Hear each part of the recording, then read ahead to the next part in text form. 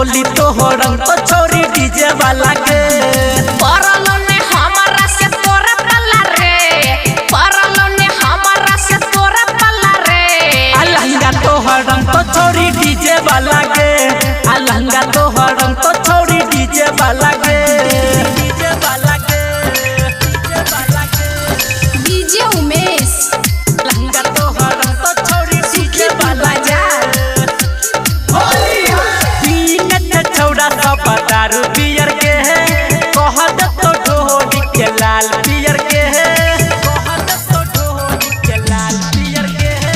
पीने छौड़ा सब दारू पियर के है कहत तो ढोली के लाल पियर के है लाल पियर के है जदन तू बोल पीछे हट सला रे जदन तू बोल पीछे हट सला रे चोली तो हरन तो छोड़ी डीजे वाला के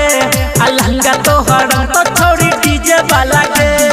डीजे वाला के अभी आप सुन रहे हैं खुटौना जी में मैथिली म्यूजिक की शानदार प्रस्तुति सुखी बाजार